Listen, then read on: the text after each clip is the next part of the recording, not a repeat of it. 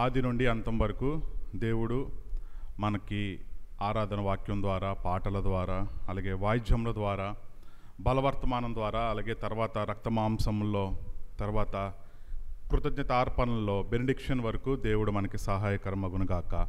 కనుక అందరము కలిసి కళ్ళు మూసుకున్నట్లయితే మనము ప్రార్థనతో ఈ యొక్క ఆరాధన కార్యక్రమాన్ని ఆరంభించుకుందాం. ప్రేమ గల మా తండ్రి, నీ యొక్క పరిశుద్ధమైన నామాన్ని బట్టి మీకు వందనాలు, స్తుతులు, స్తోత్రములు చెల్లించుకుంటున్నాను తండ్రి. గతించిన ప్రభుదినం నుండి ఈ యొక్క ప్రభుదినం వరకు నీ యొక్క రెక్కల చాటున మమ్మల్ని భద్రపరిచి కాపాడి, గతించిన జనవరి మాసము మా మీద నుండి పొర్లించి ప్రభా నూతన నెల ఫిబ్రవరి మాసము 3వ ఆదివారం మాకు అనుగ్రహించినందుకు మీకు లెక్కలేని వందనాలు, స్తుతులు, స్తోత్రం చెల్లించుకుంటున్నాను తండ్రి. తెలియని ప్రతి కీడుల నుండి, ప్రమాదముల నుండి, ఆపత్తుల నుండి ప్రభా మమ్మల్ని కాపాడి భద్రపరిచి నీ యొక్క సంఘానికి, నీ యొక్క సార్వత్రిక సంఘానికి క్షేమంగా నడిపించి నీ యొక్క ప్రజల మధ్యన నీ యొక్క పరిశుద్ధులతో నేను కూడా చేరి మేమందరము చేరి మిమ్మల్ని ఆరాధించడానికి ఆత్మతో సత్యంతో మాకు అనుగ్రహించిన యొక్క మంచి తరుణం బట్టి మీకు లెక్కలేని వందనాలు, స్తుతులు, స్తోత్రం చెల్లించుకుంటున్నాం తండ్రి. మరి ముఖ్యంగా మీరు అనుగ్రహించిన నీ యొక్క గొప్ప రక్షణ బట్టి మీకు నేను లెక్కలేని వందనాలు, స్తుతులు, స్తోత్రం చెల్లించుకుంటున్నాం తండ్రి. వచ్చిన వారిని బట్టి మీకు వందనాలు. ఇంకా ఎవరైతే రావాల్సిన వారు ఉన్నారో వారందరినీ త్వరపెట్టి నీ యొక్క మందిరానికి త్వరపెట్టి క్షేమంగా నడిపించండి తండ్రి. అలాగే ప్రభా ఎవరైతే వ్యాధి గుండా, బాధలు గుండా ఇంటి వద్ద ఉన్నారో వారు జ్ఞాపకం చేసుకోండి. నీ పూర్ణ బలముతో, శక్తితో నింపి వారిని లేవనెత్తి నీ యొక్క మందిరానికి నడిపించి నీ యొక్క రక్తమాంసంలో వాళ్ళు పాలు పొందడానికి సహాయకరంగా వారిని నడిపించమని మీ సన్నిధిలో మనవి చేసుకుంటున్నాం తండ్రి. అలాగే తండ్రి పలు బాధలతో ప్రభా, పలు సమస్యలతో వచ్చిన వారిని కూడా జ్ఞాపకం చేసుకుని దీవెన ఆశీర్వాదకరం వరకు అనుగ్రహించండి. మా యొక్క పాటల్లో, మా యొక్క వాయిద్యంలో ప్రభా మీరే బలమైన హస్తంగా ఉండి ప్రభా మేము చక్కగా నోరు తెరిచి మేము మిమ్మల్ని ఘనపరచడానికి, మిమ్మల్ని స్తుతించడానికి ఎలుగెత్తి దావీదు ఎలాగైతే మిమ్మల్ని ప్రభా స్తుతించాడో, యెహోవా నా కాపరి నాకు లేము కలుగుదని భయము లేకుండా ప్రభా మిమ్మల్ని ఎలాగైతే ప్రభా సౌలు తను తరుముతున్నప్పటికీ మిమ్మల్ని ఎలా అయితే ఆరాధించాడో అట్టి ఆరాధన, అట్టి స్తుతి, అట్టి పాటలతో మిమ్మల్ని గణపరచడానికి మమ్మల్ని కూడా లేవనెత్తమని మీ సన్నిధిలో బ్రతిమాలుకుంటున్నాం తండ్రి. అలాగే తండ్రి ప్రభా నీ దాసుని అభిషేకించుకుని, నీ దాసురాలను అభిషేకించుకుని వారు చేసిన పరిచయం జ్ఞాపకం చేసుకోండి, దీవించి ప్రభా నీరు కట్టి ఫలింపజేయమని మీ సన్నిధిలో బ్రతిమాలుకుంటున్నాం తండ్రి. అలాగే తండ్రి రాజమండ్రిలో జరుగుతున్న ఆరాధన పరిచయం జ్ఞాపకం చేసుకోండి ప్రభా. ఇప్పుడు వేములూరు దొరైచెరులో జరుగుతున్న పరిచయం జ్ఞాపకం చేసుకోండి.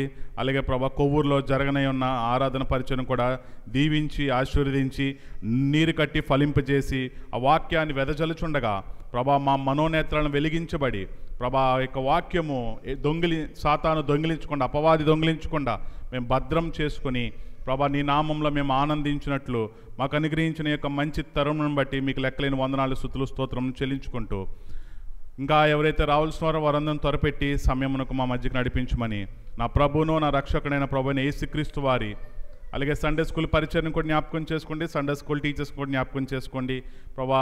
పిల్లలను కూడా ప్రభా మీరు ఆశీర్వదించండి. వారు చిన్ననాటి నుండే ప్రభా నీ వాక్యంలో దేవుని జ్ఞానమందు, దేవుని వయసు యందు, దేవుని దయందు, మనుషుల దయందు ఆ బిడ్డలు చక్కగా ఎదగడానికి సహాయం చేయమని నా ప్రభువును, నా రక్షకుడైన ప్రభువైన యేసుక్రీస్తు వారి అతి పరిశుద్ధమైన నామంలో స్తుతించి ప్రార్థించి అడిగి వేడుకుంటున్నాను మా పరమ తండ్రి. ఆమేన్. ఎంతో మహనీయము ఆకాశ తారా పర్వత సముద్ర ములకన్న గోపాలి.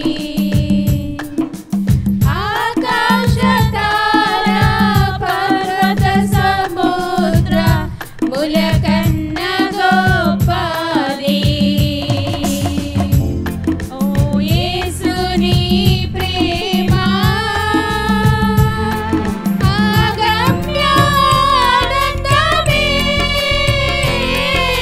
హృదయాముని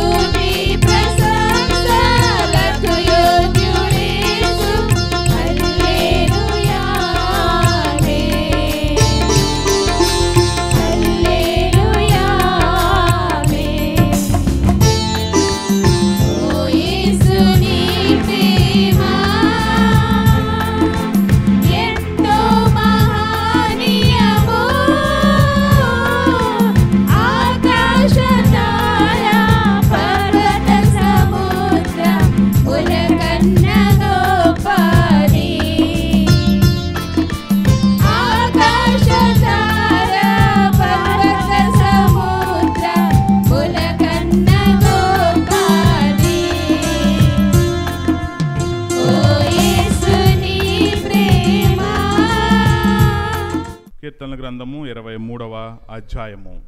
మహారాజు అయినటువంటి దావీదు గారు ఇశ్రాయేలీలకు 2వ రాజుగా నియమింపబడి దేవుడు ఎన్నిక చేసుకుని ఆయన నిలబెట్టినప్పుడు సౌలు ఆయన్ని ఎంతగానో తరుముతూ వస్తున్నాడు. మన దావీదు గారికి ఏకైక బద్ధశత్రువు ఎవరన్నా ఉన్నారంటే తన జీవిత కాలంలో సకకాలము సౌలు చేత తరమబడుచూ వచ్చాడు దావీదు గారు. అయితే దావీదు గారు ధైర్యంగా ఆయన చెప్పిన మాట ఏంటంటే, యెహోవాయే నాకు కాపరి, నాకు ఎటువంటి లేమి కానీ భయము కానీ కలుగదు. కానీ మనం ఏం చేస్తామంటే కొన్నిసార్లు లోకం వైపు చూసి, ఇతరులను చూసి, మన కష్టాలను చూసి, మనకు వచ్చిన ఇరుకు ఇబ్బందిని చూసి మనం భయపడుతూ పలానా విషయాల గురించి మనం భయపడుతూ ఉంటాం. కానీ ఈ లోక సృష్టికర్త మనకు అండగా, నీడగా, మనకి తండ్రిగా, మనకి సహోదరుడుగా ఉన్నాడని మనం కొన్నిసార్లు మర్చిపోతూ ఉంటాం. అయితే దావీదు మహారాజు మనకి జ్ఞాపకం చేస్తున్నాడు. ఏమని జ్ఞాపకం చేస్తున్నాడంటే, యెహోవాయే నాకు కాపరి, నాకు ఇంక ఎవ్వరూ అక్కర్లేదు. నా తండ్రి అవసరం లేదు, నా తల్లి అవసరం లేదు, నా భార్య బిడ్డలు కూడా అవసరం లేదు. నాకు దేవుడే ముఖ్యం, ఆయనే నాకు కాపరి. కాబట్టి ఆయన నన్ను శాంతికరమైన పీస్ఫుల్ లైఫ్ నాకు దేవుడు ఇవ్వగలడు అని ఆయన ఒక్కొక్క వచనం చక్కగా మనకి అర్థం చేసుకుంటూ దాని గురించి వివరణిస్తూ వచ్చాడు. ఆఖరి వచనంలో చూస్తే, నేను బ్రతికిన దినములన్నీ కృపాక్షేమంలే, నో మ్యాటర్ వాట్, ఏమొచ్చినప్పటికీ నా బ్రతుకు దినములని దేవుని మీద ఆధారపడుతున్నాను. కాబట్టి నా యొక్క బ్రతికే దినములన్నీ నేను కాలము ముగించేంత వరకు ఆయన కృపాక్షేమంలే ఎలా వస్తాయంటండి, ఆయన వెంట వస్తాయని చెప్తున్నాడు. ఆయన మళ్ళీ ఏమంటున్నాడు, చిరకాలము, ఆయన చనిపోయేంత కాలము, ఆయన కాలము ముగించేంత కాలము ఎక్కడ నివసిస్తానంటున్నాడు, చిరకాలము యెహోవా మందిరములో నేను నివాసం చేస్తాను. ఆయనకి రాజ్యాలు ఉన్నాయి. ఇశ్రాయేలు రాజ్యము, కొన్ని వేల మంది ప్రజలు, లక్షల కాల్బలము ఆయనకుంది. ఆయనకి రాజనగర కోట ఉంది. సుఖించడానికి అన్నీ ఆయనకున్నప్పటికీ ఆయన ఎక్కడ నివసిస్తానంటున్నాడు, ఎక్కడ నివసిస్తానంటున్నాడండి, మందిరంలో నివసిస్తాను. ఎందుకంటే మందిరమే నాకు కృపాక్షేమము. కానీ మనం ఏం చేస్తాం, చాలాసార్లు మందిరానికి ఏం వెళ్తాంలే, ఈరోజు షికారికి వెళ్దాం, అక్కడ అనుకుంటాం మనకి అక్కడ క్షేమం ఉందనుకుంటాం, అక్కడ బాగుందనుకుంటాం, అక్కడ మనకి పీస్ఫుల్ లైఫ్ దొరుకుతుంది అనుకుంటాం. శాంతికరమైన జలముల యొద్ద మనం చక్కగా నివసించాలంటే మనకి కావాల్సిన నివాసం ఏంటంటే అది దేవుని మందిరం. మన యొక్క బాధ, మన యొక్క కష్టం అన్నీ ఈ మందిరంలో, ఈ సార్వత్రిక సంఘంలో, దేవుని మందిరంలో నివాసం, సహవాసంతో మనం దేవునితో పోరాడి, దేవునితో మనం విజ్ఞాపన చేయాలి, ప్రార్థన చేయాలి, ఎడతెగక ప్రార్థన చేయాలి, ఆరాధించాలి. దేవుణ్ణి ఆత్మతో సత్యంతో మనము ఆరాధించాలి. కాబట్టి దావీదు మనకి జ్ఞాపకం చేస్తున్నాడు ఏంటంటే, చిరకాలము నేను యెహోవా మందిరంలో నివాసం చేస్తాను. అదే నాకు కృపాక్షేమంలో, దేవుడు నాకు కృప చూపించేది దేవుని మందిరంలో. ఆయనకు రాజనగరులు, కోటలు, ఎన్నో వేల విస్తారమైన డబ్బులు ఆయనకి ఎంత ఉన్నది, కానీ ఆయనకి క్షేమం ఎక్కడుందని చెప్తున్నాడంటే నాకు దేవుని మందిరంలో. ఎందుకంటే నేను దేవుని మందిరంలో నేనేం చేస్తానంటాడంటే, నేను ఆయన్ను స్తుతిస్తాను, నేను ఘనపరుస్తాను. కాబట్టి ఇట్టి నిరీక్షణ నీకు నాకు కలగాలని దేవుడు ఈ వాక్యం ద్వారా మాట్లాడుతున్నాడు. హల్లెలూయా, యేసు ప్రభున్ ఎల్లరూ స్తుతించుడి, వల్లభుని చర్యలను తిలకించి స్తుతించుడి, బలమైన పని చేయు బలవంతు స్తుతించుడి, ఎల్లరినీ స్వీకరించు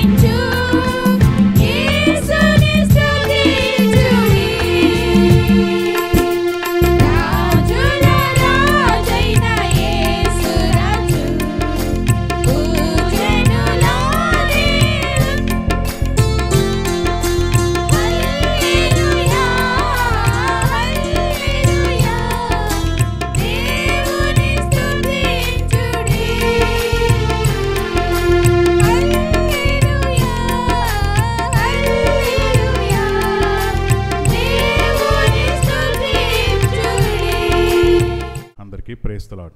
కీర్తనల గ్రంథము 23 మొదటి వచనం అందరం కలిసి చదువుకుందాం. యెహోవా నా కాపరి, నాకు లేమి కలుగదు. మరి ఒక వాక్య భాగము యోహాను సువార్త 4వ అధ్యాయము. యోహాను సువార్త 4వ అధ్యాయము 24వ వచనం అందరం కలిసి చదువుకుందాం. యోహాను సువార్త 4వ అధ్యాయము 24వ వచనం అందరం కలిసి చదువుకుందాం. పేజీ నంబర్ 83, యోహాను సువార్త 4:23. దేవుడు ఆత్మ గనుక ఆయన్ను ఆరాధించువారు ఆత్మతోనూ సత్యంతోనూ ఆరాధింపవలెననెను. మరి ఒక వాక్య భాగము యోనా గ్రంథము 1వ అధ్యాయము 2-3 వచనాలు అందరం కలిసి చదువుకుందాం. యోనా గ్రంథము 1వ అధ్యాయము 2-3 వచనాలు అందరం కలిసి చదువుకుందాం. నినివే పట్టణస్థుల దోషము నా దృష్టికి ఘోరమాయను గనుక నీవు లేచి నినివే మహాపట్టణమునకు పోయి దానికి దుర్గతి కలుగునను ప్రకటింపుము.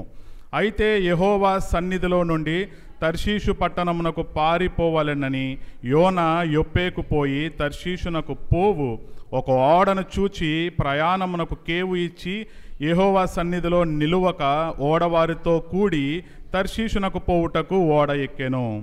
దేవుడు యొక్క వాక్య భాగాన్ని దీవించునుగాక. మనతో మాట్లాడినట్లు దేవుని వైపు చూద్దామండి. అందరము తలలు వంచి కళ్ళు మూసుకున్నట్లయితే ప్రార్థనతో దేవుని వైపు చూద్దాం. ప్రేమగల మా తండ్రి, నీ యొక్క పరిశుద్ధమైన నామాన్ని బట్టి మీకు మరొకసారి వందనాలు స్తుతులు స్తోత్రం చెల్లించుకుంటున్నాను తండ్రి. గతించిన ప్రభుదినం నుండి ఈ యొక్క నూతన ప్రభుదినం వరకు నీ యొక్క రెక్కల చాటున భద్రపరిచి కాపాడి నీ యొక్క పరిశుద్ధ సమాజ మందిరానికి మమ్మల్ని క్షేమంగా తీసుకొచ్చినందుకు మీకు లెక్కలేని వందనాలు స్తుతులు స్తోత్రం చెల్లించుకుంటున్నాను తండ్రి. ఇప్పటి వరకు పాటల ద్వారా మిమ్మల్ని స్తుతించడానికి, వాయిద్యముల ద్వారా మిమ్మల్ని గణపరచడానికి మాకు ఇచ్చిన మంచి తరంను బట్టి మీకు వందనాలు చెల్లించుకుంటున్నాను తండ్రి. ఆరాధన కొరకైన వాక్యం ద్వారా కీర్తనల గ్రంథం 23వ అధ్యాయము, అలాగే యోహాను సువార్త 4:24, అలాగే యోనా గ్రంథము 1వ అధ్యాయం 1-2-3 వచనాల ద్వారా మీరు నాతో మాట్లాడుతున్నందుకు మీకు లెక్కలేని వందనాలు స్తుతులు స్తోత్రం చెల్లించుకుంటున్నాను తండ్రి.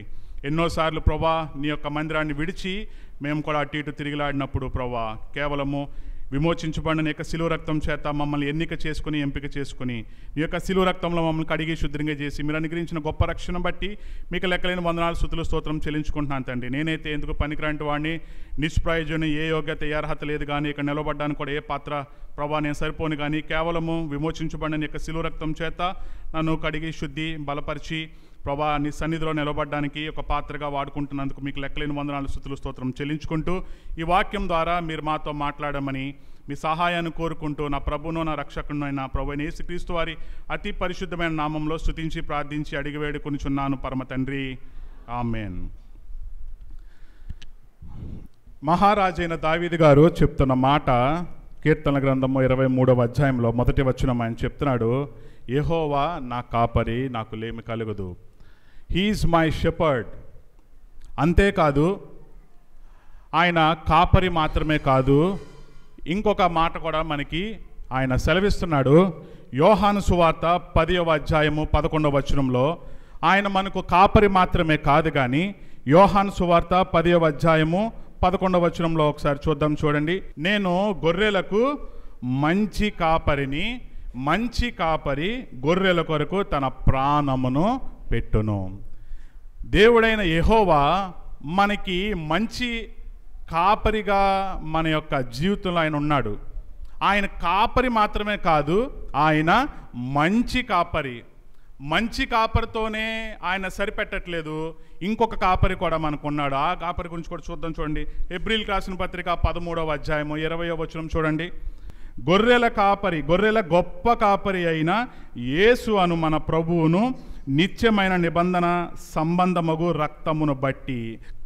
ఆయన మనకు కాపరి మాత్రమే కాదు, మంచి కాపరినే కాదు కానీ ఆయన గొప్ప కాపరి, great shepherd, a good shepherd and a great shepherd. అంత మాత్రమే కాదు, 1 పేతురు 5:4, 1 పేతురు 5:4లో మనం చూడొచ్చు ఆయన చీఫ్ షెపర్డ్ అంటే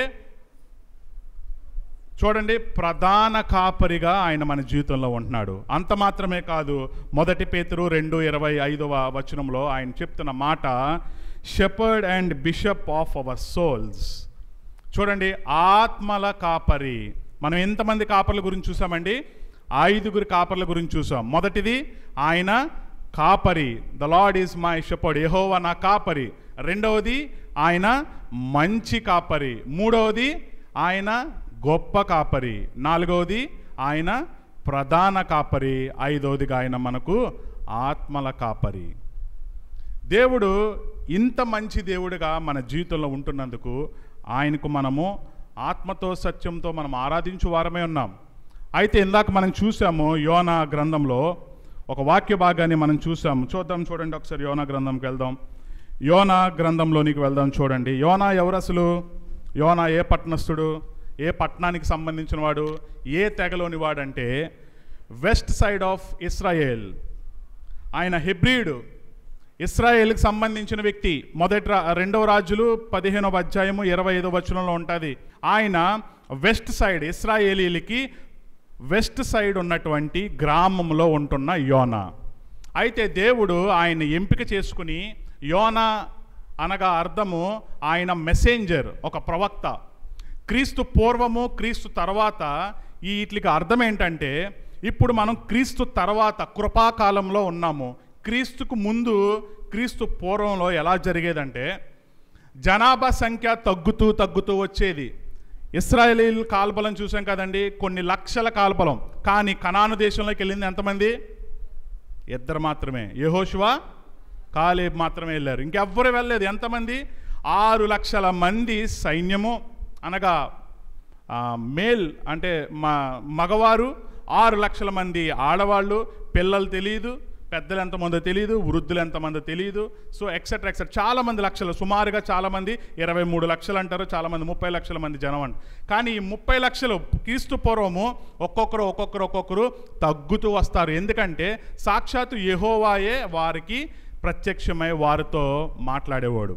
కాబట్టి ఈ యోనా గ్రంథంలో మనం చూస్తే దేవుడు యోనాకి ఒక విషయం చెప్తున్నాడు. ఏమని చెప్తున్నాడంటే, నీవు నినివే పట్టణానికి వెళ్ళి అక్కడ సువార్త ప్రకటించు, ఎందుకంటే నా యొక్క కోపము వారిపైన రగులుకున్న దుర్గతి కలుగుతుందని చెప్పమన్నాడు. చూడండి 2వ వచనంలో, నినివే పట్టణస్థుల దోషము నా దృష్టికి ఘోరమాయను గనుక నీవు లేచి నినివే మహాపట్టణమునకు పోయి దానికి దుర్గతి కలుగునని ప్రకటించుము.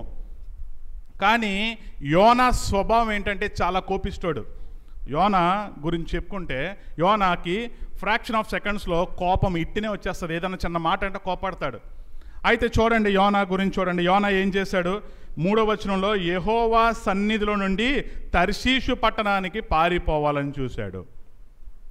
దేవుని మాటకి లోబడిన వాడిగా ఈ యోనాని మనం చూస్తున్నాం. మనం కూడా ఎన్నోసార్లు దేవుని మందిరానికి ఆరాధన సమయానికి ఆదివారము దేవునికి నియమించబడిన ఆదివారంని మనం విడిచిపెట్టి మన యొక్క సొంత పనుల్లో, సొంత ప్రయత్నాల్లో మనం తిరుగుతూ ఉంటాం.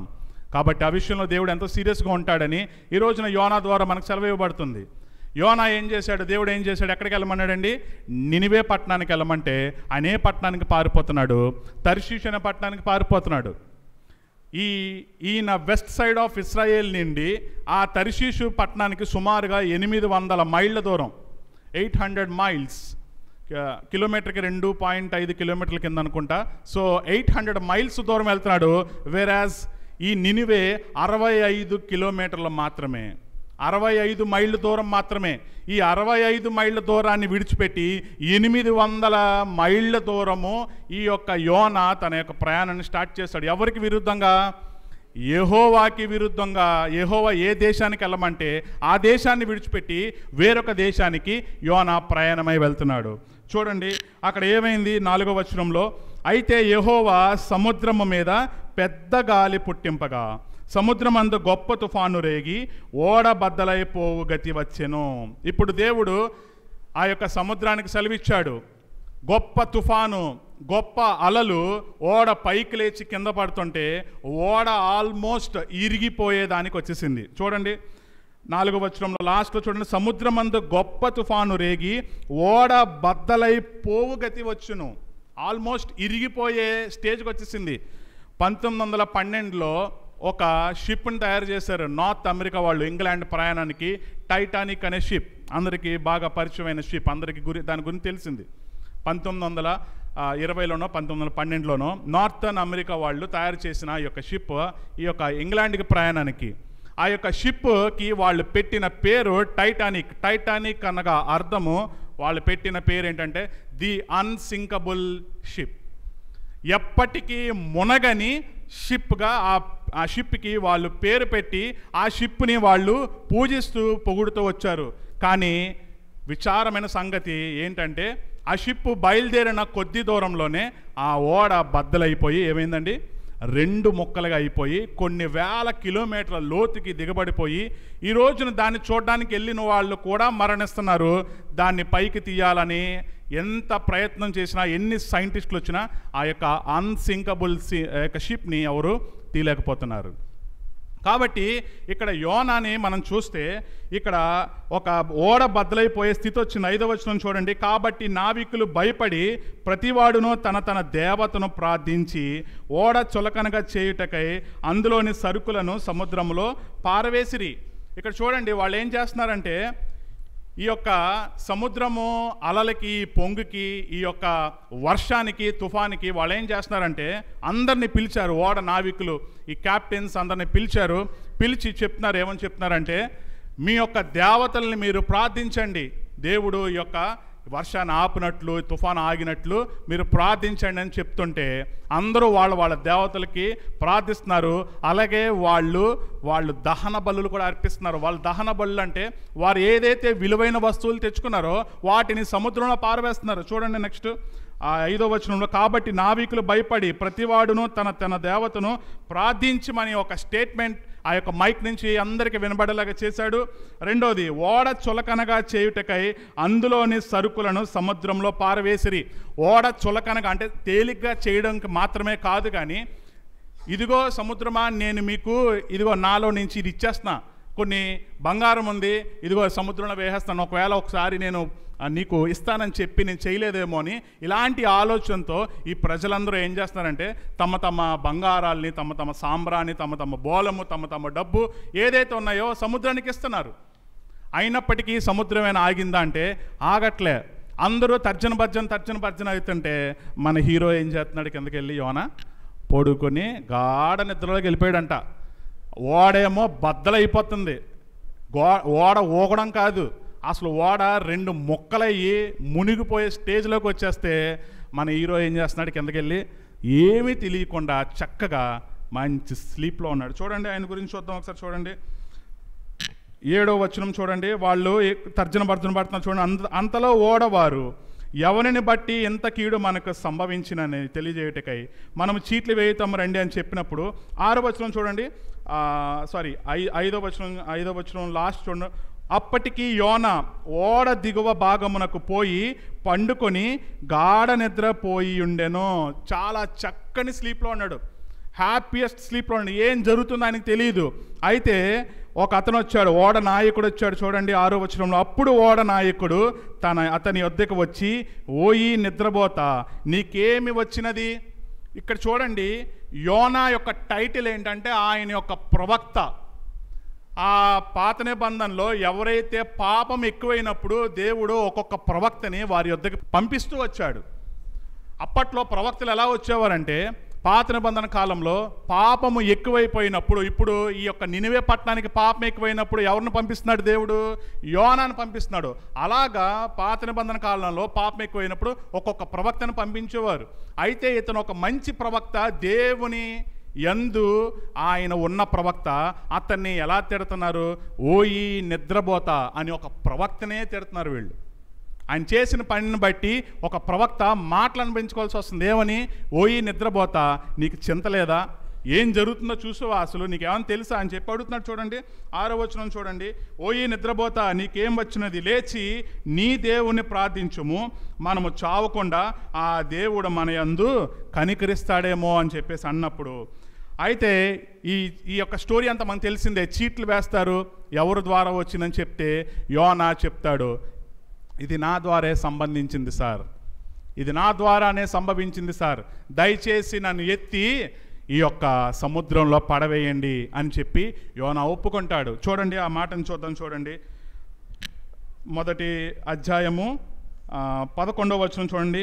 అప్పుడు వారు సముద్రం పొంగుచున్నది, తుఫాను అధికమగుచున్నది, సముద్రం మా మీదకి రాకుండా నెమ్మలించినట్లు మేము నీకేమి చేయవని అతనిని అడుగగా, యోనా నన్ను బట్టియే ఈ గొప్ప తుఫాను మీ మీదకి వచ్చునని నాకు తెలిసి ఉన్నది. నన్ను ఎత్తి సముద్రంలో పడవేయడి, అప్పుడు సముద్రము మీ మీదకి రాకుండా నిమ్మలించునని అతనితో చెప్పాను.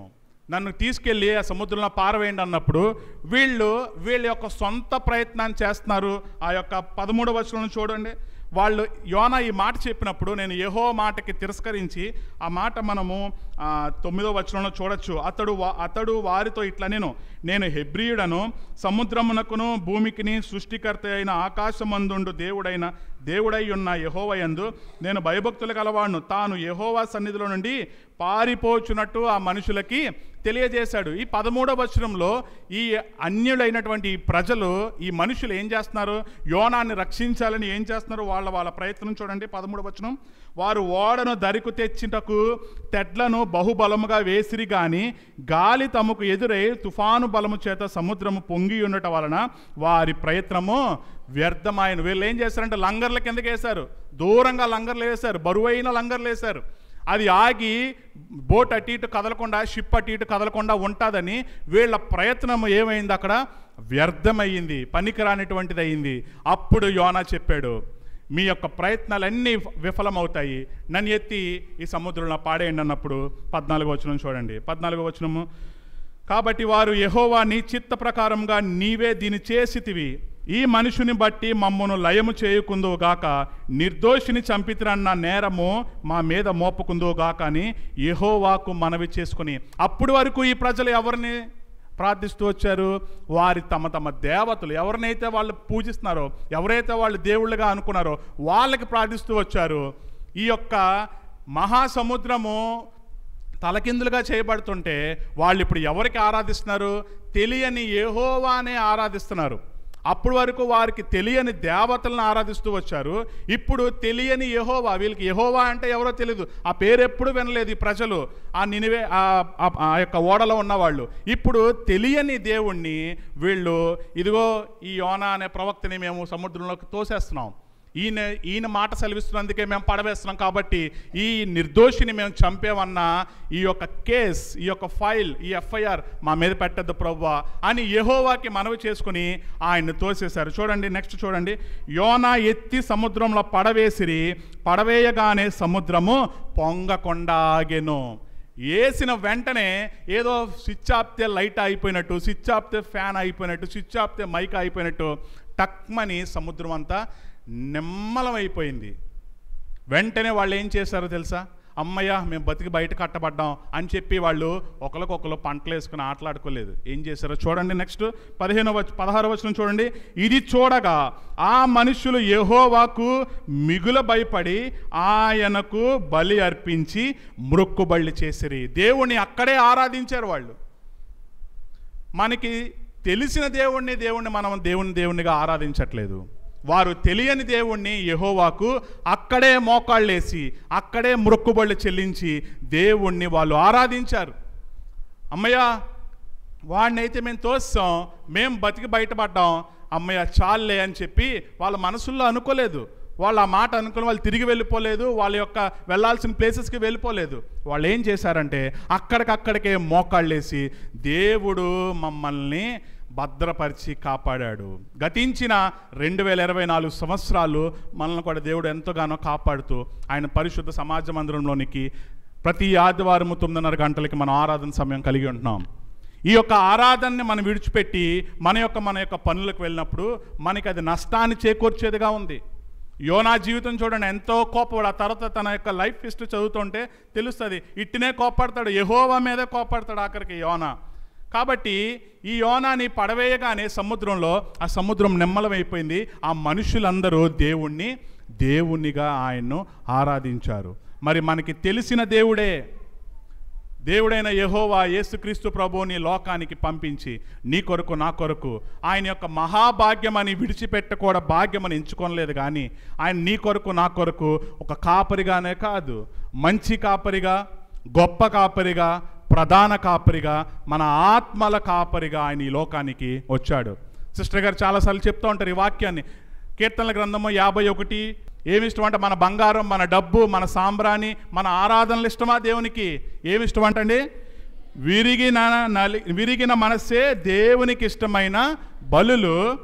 దేవా, విరిగి నలిగిన హృదయంతో నీవు అలక్ష్యమును చేయవు. విరిగి నలిగిన హృదయాన్ని అలక్ష్యాన్ని చేయడు ఆయన. విరిగిన నలిగిన హృదయం కలిగిన వారే ఆయనకి ఇష్టలు. యేసుక్రీస్తు ప్రభువారు ఈ లోకానికి మనిషి కుమారునిగా వచ్చినప్పుడు ఆయన 12 మంది శిష్యులను ఆయన ఎన్నుకున్నాడు. నేను అడుగుతున్నాను ప్రియ సోదరుడు, ప్రియ సోదరి, పేతురు ఏమన్నా గవర్నమెంట్ ఎంప్లాయా? యోహాన్ ఏమన్నా సెంట్రల్ గవర్నమెంట్ అధిపత? ఎవరండి వాళ్ళు? పేతురు, యోహాన్ ఎవరండి? వాళ్ళ దగ్గరికి వెళ్తే ఏమొస్తుంది తెలుసా? నీసు వాసన వస్తుంది, నీసు కంపొస్తుంది. ఎందుకంటే వాళ్ళు చేపలు పట్టేవాళ్ళు. ఈ లోకంలో ఏ మంచి లేదు, ఈ లోకంలో ఎవ్వరూ మంచి కాదు. కానీ యేసుక్రీస్తు ప్రభువారు ఈ లోకానికి మనిషి కుమారునిగా వచ్చినప్పుడు ఒక యోధాని, ఆయన అప్పగించబోతున్న జోదాలాడుకునేవాడు, ఆ ఫైనాన్సర్ మేనేజర్గా పెట్టాడు, ట్రెజరీ మెంబర్గా పెట్టాడు దేవుడు. అయిన వాడు దేవుడిని అప్పగిస్తాడని తెలిసి కూడా యోధాని ఒక మెంబర్గా దేవుడు ఉంచుకున్నాడు. కాబట్టి దేవునికి ఇష్టమైన బలి ఏదన్నా ఉందంటే విరిగి నలిగిన హృదయంతో దేవుణ్ణి మనం ఆరాధించు వారమే ఉన్నాం. కాబట్టి యోనా జీవితం జ్ఞాపకం చేసుకోండి. ఆయన మన కాపరే కాదు, మంచి కాపరి, గొప్ప కాపరి, ప్రధాన కాపరి, ఆత్మల కాపరి. 5 భాగాలుగా మనం ఆయన గురించి చూసాం. కాబట్టి విరిగి నలిగిన హృదయంతో దేవుణ్ణి మనం ఈ సమయంలో ఆరాధించబోతున్నాం. సదాకాలము నీతో నేను జీవించెదను యేసయ్యా. సదాకాలము నీతో నేను జీవించెదను యేసయ్యా. యేసయ్యా, యేసయ్యా, యేసయ్యా,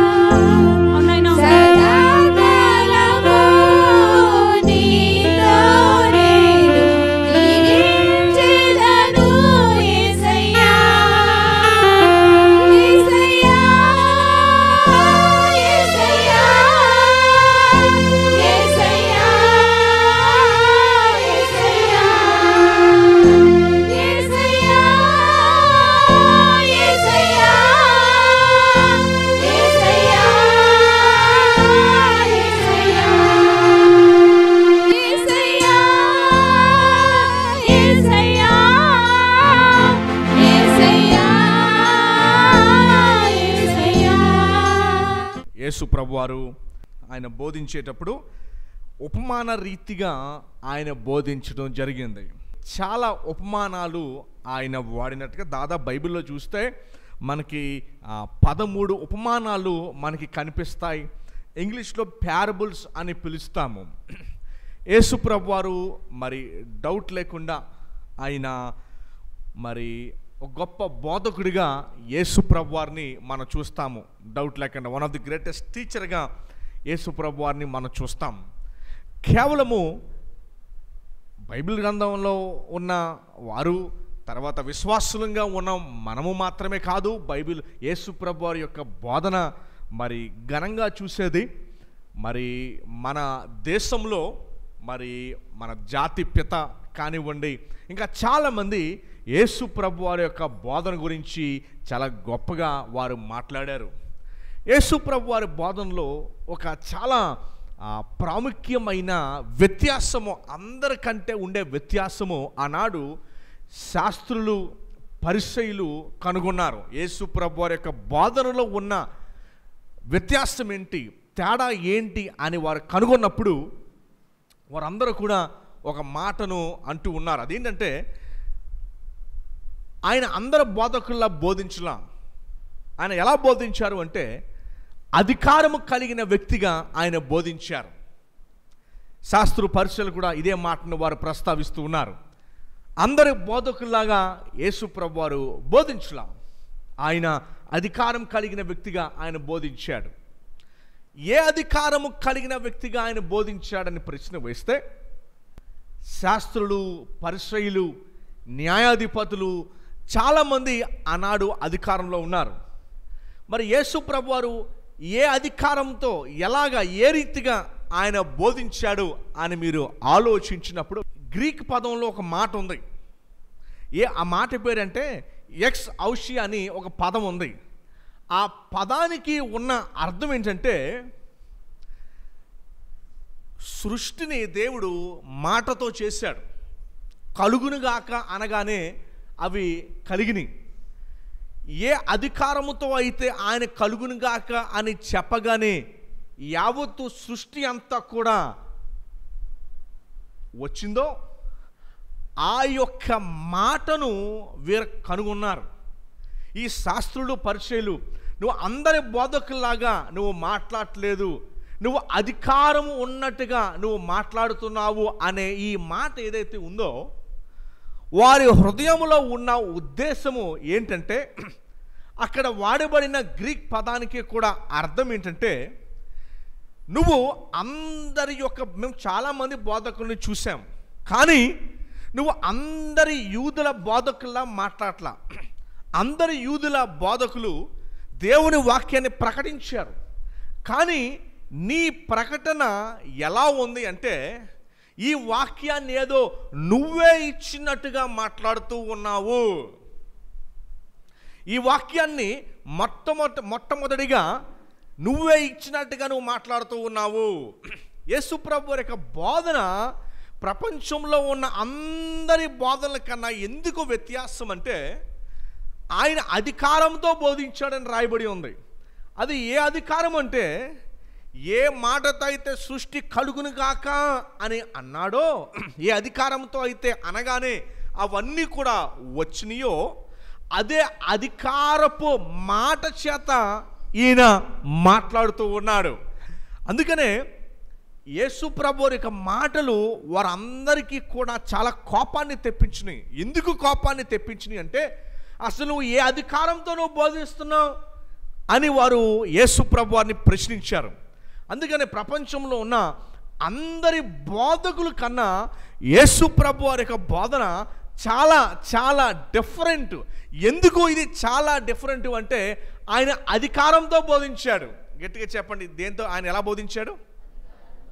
ఏ అధికారము అంటే, సృష్టి చేసినప్పుడు, సృష్టిని పలికినప్పుడు ఎలాగైతే సృష్టి వచ్చిందో, ఎలాగైతే సృష్టి అమల్లోకి వచ్చిందో ఆ యొక్క అధికారంతో ఆయన మాట్లాడటము వాళ్ళందరూ చూశారు. వాళ్ళందరూ చూసి ఆశ్చర్యపడిపోయారు ఆయన అధికారంతో మాట్లాడటం చూసి. యేసు ప్రభువారు బోధనలో ఆయన ఉపమానాలు వాడారు. ఉపమాన రీతిగా ఆయన చెప్పడం మొదలుపెట్టారు. యేసు ప్రభు వారు ఎందుకు ఉపమానాలు వాడారు అన్నది మనం చూసి కొద్ది వారాల పాటు యేసు ప్రభు వారు పలికిన ప్రతి ఉపమానాన్ని మనము చూద్దాం. మీకు కొన్ని ఉపమానాలు తెలుసు. ఈరోజు ఒక ఉపమానాన్ని మనం చూడబోతూ ఉన్నాం. చాలాసార్లు ఉపమానాలు చాలామందికి అర్థం కావు. అది ఖచ్చితంగా మనం పరిశీలించినప్పుడే మనకి చక్కగా ఉపమానాలు అర్థమవుతాయి. యేసు ప్రభు వారు ఉపమానాలు ఎందుకు ఇచ్చారు అని మనం ఆలోచించినప్పుడు చెప్పబడిన ముఖ్య అంశాన్ని ఇంకా బాగా అర్థం అవ్వటానికి ఉపమానాలు ఇచ్చారు. చెప్పబడిన అంశము ఇంకా బాగా అర్థం కావడానికి ఆయన ఉపమానాలు ఇవ్వటం జరిగింది. ఇంకొక విషయాన్ని మీకు చూపిస్తాను చూడండి. మత్తయి సువార్త 11వ అధ్యాయము 15వ వచనం. మత్తయి సువార్త 11వ అధ్యాయము 15వ వచనాన్ని మనం చూద్దాం ఒకసారి. వినుటకు చెవి కలిగిన వాడు, అంటే అందరికీ చెవులు ఉన్నాయి కానీ అందరికీ వినే చెవులు లేవు. చర్చుల్లో కూడా చాలామంది కూర్చుంటాం. ఎంతమంది వింటారు? చెవి కలిగిన వారే వింటారు. అంటే వినగలిగిన చెవి ఉండాలి. చాలామంది ఇక్కడ కూర్చొని ఏదో ఆలోచిస్తూ ఉంటారు. చాలామంది వేరే వేరే ఊర్లో ఉంటారు, వేరే వేరే పరిస్థితుల్లో కూడా ఉంటారు చాలామంది.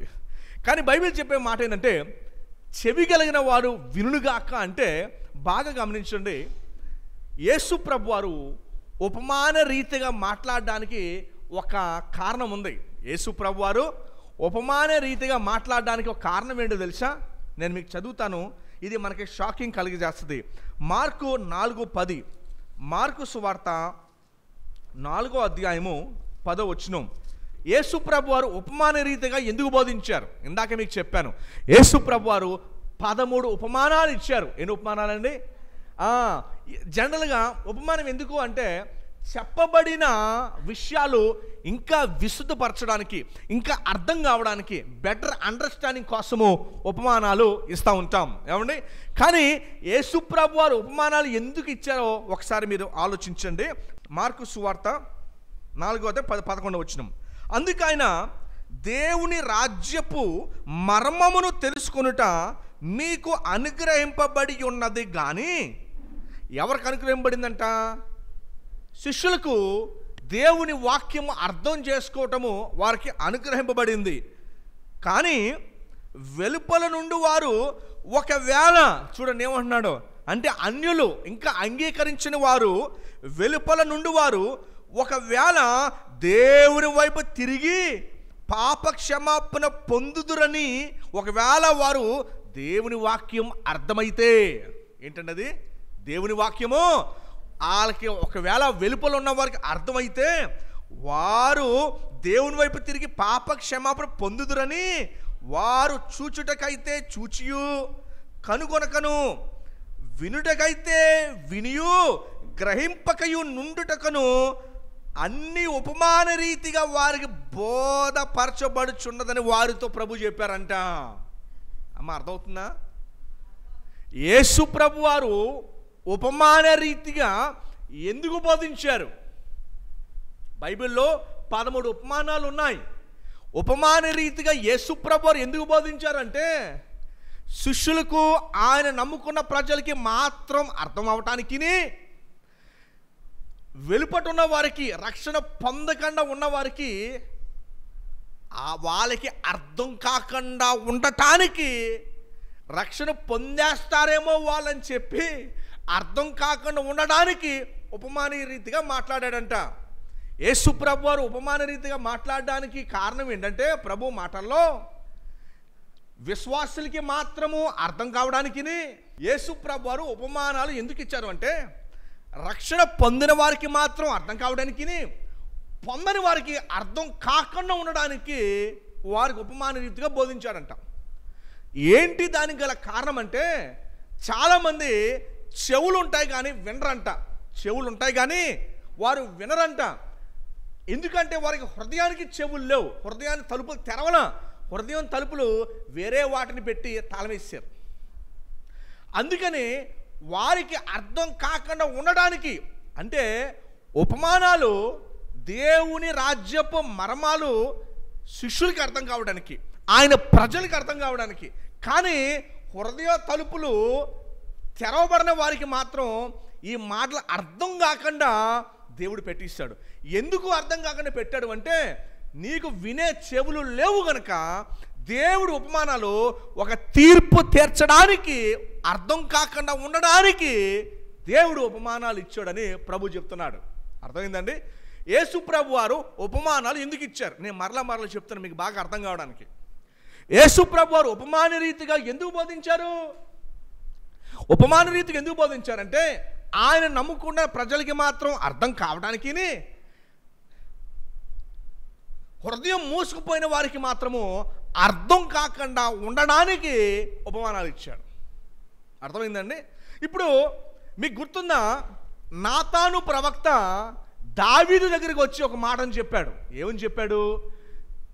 దావీదు ఉరాయాని చంపి బెత్షెబాతో పాపం చేసినప్పుడు నాతాను ప్రవక్త వచ్చి ఏం చెప్పాడంటే, అప్పుడు నాతాను ప్రవక్త చెబుతాడు, ఇదిగో నీ రాజ్యంలో 2 మనుషులు ఉన్నారు. ఒక వ్యక్తికేమో 100 గొర్రెలు ఉన్నాయి, ఇంకో వ్యక్తికి ఒకే గొర్రె ఉంది. 100 గొర్రెలు ఉన్న వ్యక్తి ఇంటికి బంధువులు వచ్చారంట. బంధువులు వస్తే ఒక్క గొర్రె ఉన్న వ్యక్తి యొక్క గొర్రెను తీసేసుకొని విందు చేసేసాడంట. విందు చేసేసరికి దావీదు ఈ మాట వినగానే చాలా కోపం వచ్చేసింది. ఎవరి మీద? ఈ 100 గొర్రెలు ఉండి ఒక్క గొర్రె ఉన్న వ్యక్తి దగ్గర నుంచి కూడా దొంగతనం చేసి పట్టుకెళ్ళిపోయిన, దౌర్జన్యం తెచ్చి తీసుకెళ్ళిపోయిన వ్యక్తి మీద చాలా కోపం వచ్చేసింది. వెంటనే దావీదు నాతానుతో ఏమన్నాడు తెలుసా? ఆ వ్యక్తి ఎవరో పిలిపించాడు అర్జెంటుగా, నేను అతను పని చెప్తాను అన్నాడు. అప్పుడు నాతాను, చూడండి, నాతాను ఎవరి గురించి మాట్లాడుతున్నాడు? దావీదు గురించి మాట్లాడుతున్నాడు. కానీ దావీదుకి అర్థమైందా? ఉపమాన రీతిగా చెప్పాడు, దావీదుకి అర్థమైందా? అర్థం కాలా. ఏమన్నాడు తెలుసా? అతను తీసుకురండి, అతను పని చెప్తాను నేను అనేసరికి అప్పుడు నాతాను అన్నాడు, బాబు రాజా, ఆ వ్యక్తి ఎవరో కాదు, ఆ వ్యక్తి నువ్వే అన్నాడు.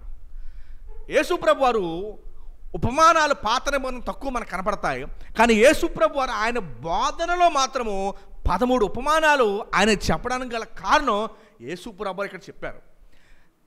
అది విశ్వాసులుగా మీకు ఇవ్వబడింది. కానీ ఎవరైతే వాక్యం వినే అవకాశం ఉండి కూడా చెవులు మూసిపోతాయి. కొంతమంది వాక్యాన్ని వెళ్ళనివ్వరు లోపలికి, పేరుకి ఇక్కడికి వెళ్తుంది కానీ హృదయంలోకి వెళ్ళదు. అందుకని ప్రభువారు ఏమన్నారంటే, చెవి కలిగిన వాడు వినుగాక అన్నాడు. అంటే అందరికీ చెవులు ఉన్నాయి, చెవుల్లో వాళ్ళు ఎవరుంటారు? అందరికీ చెవులు ఉన్నాయి. కానీ ఎవరు వినరంట? చెవులుండి వినే అవకాశం ఉండి వాళ్ళ గురించి మాట్లాడుతున్నారు. మీకు అర్థమైందా? వాళ్ళ గురించి మాట్లాడుతూ, అందుకని చెవి కలిగిన వాడు వినుగాక అనే మాట అన్నాడు. ఇప్పుడు యేసుప్రభు ఉపమానాలు ఎందుకు అంటే, ఆయన ఒకవైపేమో ఆయన చెప్పబడిన వాక్యం అర్థం అవటానికి, ఎవరైతే వినరో, హృదయంతో ఎవరైతే వినరో వారికి అర్థం కాకుండా ఉండడానికి ఇవ్వబడ్డాయంట. అర్థమైందండి? ఉపమానాలు ఎందుకు ఇవ్వబడ్డాయి? ఆయన శిష్యులకిను ఆయన ప్రజలకి మాత్రం అర్థం అవ్వటానికి ఇవ్వబడ్డాయి. ఇంకో పక్క ఎందుకు అంటే, మరి దేవుని వాక్యం అర్థం కావట్లేదంటే అది తీర్పు లెక్కే వస్తుంది.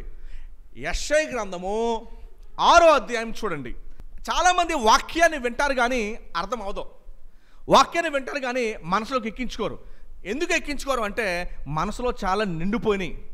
అందుకనే ఆదివారము మన వాక్యాన్ని వినడానికి వచ్చే ముందే హృదయం అంతటిని కూడా సిద్ధం చేసుకోవాలి, శుభ్రం చేసుకోవాలి, ఖాళీ చేసుకోవాలి దేవుని వాక్యాన్ని వినటానికి. దేవా, చెప్పబడే వాక్యము నా హృదయంలోకి ఎక్కేటట్టు సహాయం చేయండి అని చెప్పి సిద్ధపడాలి. ఎందుకు అంటే మరి చాలామందికి చెవులు ఉంటాయి కానీ వారు వినలేరు, చెవులు ఉంటాయి కానీ గ్రహించుకోలేరు. చూడండి 6వ అధ్యాయము 6వ వచనంలో యెషయా గ్రంథంలో దేవుడు ఏం మాట్లాడుతున్నాడు? 6వ వచనం చూడండి. అప్పుడు ఆ సెరూపులలో నొకడు తాను బలిపీఠం మీద నుండి కారుతో తీసిన నిప్పును చేత పట్టుకుని నా యొద్దకు వచ్చి ఎగిరి వచ్చి నా నోటికి తగిలించాను. ఏంటది? చూడండి 6వ వచనంలో యెషయాకి దేవదూత తగిలించాడంట. ఏంటి చూడండి, ఇది నీ పెదవులు తగిలేను గనుక నీ పాపమును ప్రాయశ్చిత్తమాయను, నీ దోషము తొలగిపోయెను అనేను. 8వ వచనం చూడండి. అప్పుడు దేవుడు మాట్లాడుతూ, నేను ఎవని పంపేదను నా ప్రజల యొద్దకు? మా నిమిత్తము ఎవడు పోవునని ప్రభు సెలవేయగా వింటిని యెషయా. అంతటి నేను అన్నాను, యెషయా అన్నాడు, చిత్తగించుము, నేనున్నాను, నన్ను పంపుమనగా 9వ వచనం దేవుడు ఏమన్నాడు చూడండి, నీవు పోయి ఈ జనులతో ఇట్లనుము. ఏమని చెప్పాలంటే జనులతో, మీరు నిత్యము వినుచుందురు కానీ గ్రహింపుకుందురు. ఏంటంట, వాక్యానికేమో లోటు లేదు, వాక్యము సమృద్ధిగా ప్రకటించబడుతున్నప్పటికీ కూడా మీరు నిత్యము వినుచున్నారు కానీ మీరు గ్రహించలేకపోతున్నారు. ఏంటన్నమాట, మీరు నిత్యం వింటున్నారు. ఈ రోజుల్లో కూడా అండి మనం ఎన్నో వాక్యాలు వింటూ ఉన్నాం, కానీ మార్పు రావట్లేదంటే గ్రహించట్లా, వాక్యాన్ని విని విడిచిపెట్టేస్తున్నాం. అందుకనే యేసు ప్రభు వారు ఉపమాన రీతిగా ఎందుకు మాట్లాడారు అంటే అర్థం కాకుండా ఉండటానికి మాట్లాడాడు. ఏమండి, ఈరోజు కూడా ఎందుకు అలా జరుగుతుందంటే ఇంకో ఇదే కారణం. తర్వాత చూడండి, నిత్యము చూచుచుందురు కానీ తెలుసుకొనట్లేదంట. నిత్యము చూస్తున్నారు కానీ తెలుసుకోవట్లేదు. 10వ వచనం ఏమని చూడండి, వారు కన్నులతో చూచి, చెవులతో విని, హృదయంతో గ్రహించి, మనసు మార్చుకొని స్వస్థత పొందాలి కానీ స్వస్థత పొందకపోవునట్లు ఈ జనుల హృదయము క్రొవ్వు చేసి వారి చెవులు మందపరిచి వారి కనులు మూయించుమని చెప్పెను. యెషయాకి దేవుడిచ్చిన మాట ఏంటండి? యెషయాకి దేవుడిచ్చిన మాట చూడండి, దేవుడి మాట అస్తమానము కన్నులు విప్పడానికి కాదు, దేవుడి మాట అస్తమానము తెలియజేయడానికి కాదంట. దేవుని మాట వినని ప్రజల మీద దేవుని వాక్కు తీర్పు తీరుస్తుంది. అందుకని ఏమన్నా చూడండి, 10వ వచనంలో మరలా చదువుదాం. 10వ వచనంలో ఏముందండి, వారు కన్నులతో చూచి, చెవులతో విని, హృదయముతో గ్రహించి, మనసు మార్చుకొని స్వస్థత పొందినట్లు కాదు, దేవుని వాక్యం వచ్చింది వాళ్ళ దగ్గరికి. దేవుని వాక్యం వాళ్ళకి ఎందుకు వచ్చిందంటే వారు పొందకుండా ఉండడానికి. ఎందుకంటే వారు దేవుని మాట చెవులకి వెళ్తుంది కానీ హృదయాలకు వెళ్ళట్లా. అందుకనే దేవుని మాట ఏముందంటే, చెవి కలిగిన వాడు వినుడుగాక అంటున్నాడు. ఎవరు వినుడుగాక అంటే అండి, చెవులు కలిగిన వాడు వినుడుగాక. మరి ఈరోజు కూడా అందరికి చెవులు ఉన్నాయి, ఇక్కడ కూర్చున్న మన అందరికి 2 చెవులు ఉన్నాయి. ఏం ఉపయోగం? కొంతమందికి పెద్ద చెవులు ఉన్నాయి, కొంతమందికి చిన్న చెవులు ఉన్నాయి. సైజు ఏదైనా కూడా సౌండ్ ఒకటే. ఇక్కడ యేసు ప్రభు వారు సౌండ్ గురించి మాట్లాడట్లేదు కానీ హృదయం అనే చెవుల గురించి మాట్లాడుతున్నాడు.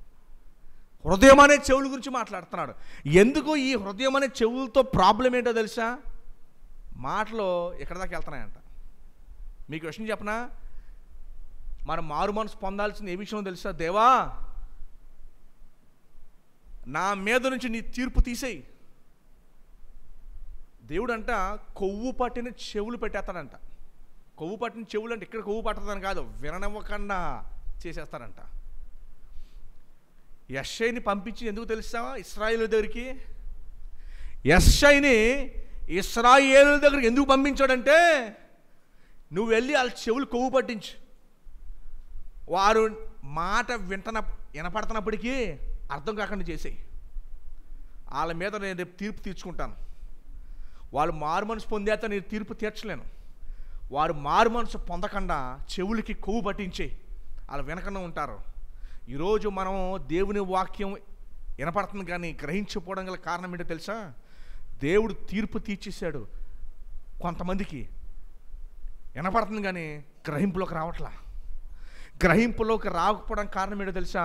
కొవ్వు పట్టిన హృదయంగా దేవుడు చేసేసాడంట. అది ఎంత డేంజర్ ఆలోచించండి. మరలా చదువుతాను ఒకసారి చూడండి, 10వ వచనం అందరూ గమనించండి ఒకసారి.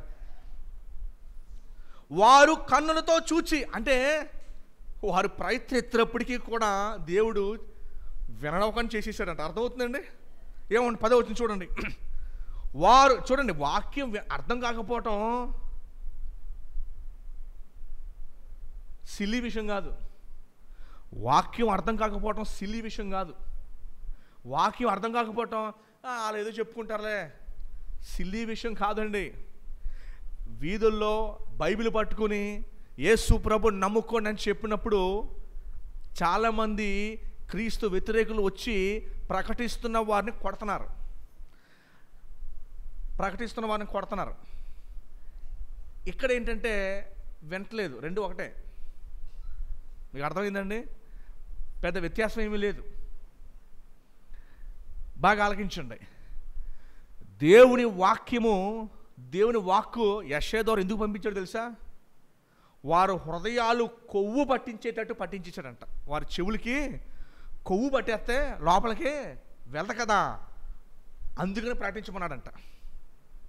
ఈరోజు బయట వీధుల్లోనూ రాష్ట్రాల్లోనూ వాక్యం ప్రకటిస్తుంటే మాకు వద్దు, మేము వినం అని ఎందుకంటారంటే దేవుడు వాళ్ళు కొవ్వు పట్టించి రేపొద్దున తీర్పు తీర్చుకోవటానికి కొవ్వు పట్టించేశాడంట. అందుకని ఈరోజు మనం క్షమాపణ ఉంది దేవుని సన్నిధిలో, ప్రభువా వాక్యాన్ని గ్రహించే హృదయాన్ని నాకు దయచేయి అని చెప్పి క్షమాపణ పొందాలి.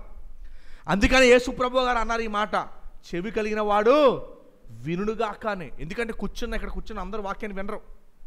కొంతమంది మనసు ఎక్కడో ఉంటుంది, కొంతమంది మనసు ఏదో ఆలోచించుకుంటూ ఉంటారు. దానికి కారణం ఏంటో తెలుసా?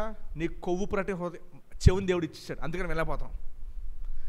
వాక్యం అర్థం కాకపోవడానికి, అర్థం చేసుకోకుండా కూర్చుంటే ఇది సిల్లీ విషయం కాదు. బికాస్ ఇక్కడ ప్రకటించబడుతుంది సాక్షాత్ దేవుడి వాక్కు. సో ఇది అర్థం కాకపోవడానికి, అర్థం చేసుకోలేకపోవడానికి సిల్లీ విషయం కాదు. ఇది అర్థమైతే అర్థమైందిలే, లేకపోతే లేదులే అని విడిచిపెట్టి గడిచేయడానికి వారం ఇది సిల్లీ విషయం కాదు. 10వ వచనం మరలా చదువుతాను చూడండి. వారు కన్నులతో చూచి, చెవులతో విని, హృదయముతో గ్రహించి, మనసు మార్చుకొని స్వస్థత పొందకపోవునట్లు ఈ జనుల హృదయము క్రొవ్వు చేసి రానువు అని యెషయా చెప్తున్నాడు.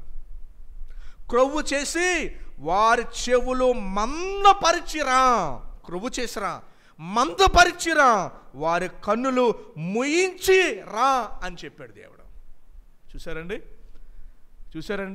ఇదే మాట ఇందాకే మనము మార్కులో చదివాం, మార్కు 4లో చదివాం.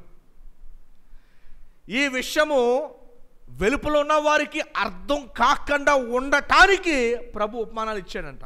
ఉపమానాలు ఎందుకు ఇచ్చాడు? అందుకని యేసు ప్రభు శిష్యులు రాత్రిపూట మరలా వచ్చారంట. చూడండి మార్కు సువార్త 4:10. యేసు ప్రభు వారు ఒంటరిగా ఉన్నప్పుడు 12 మంది శిష్యులతో కూడా ఆయన చుట్టూ ఉండిన వారు 12 మంది శిష్యులతో పాటు ఉదయమంతా అని చెప్పిన విషయాలు విన్నవారు ఏం చేశారంట? ఆ ఉపమానమును గురించి ఆయనను మాకు అర్థం చెయ్యయ్యా అని అడిగారంట. యేసు ప్రభువు ఏమడిగారు? నాతాను చెప్పగానే దావీదుకి అర్థమైందా? నాతాను చెప్పగానే దావీదుకి అర్థం కాలా?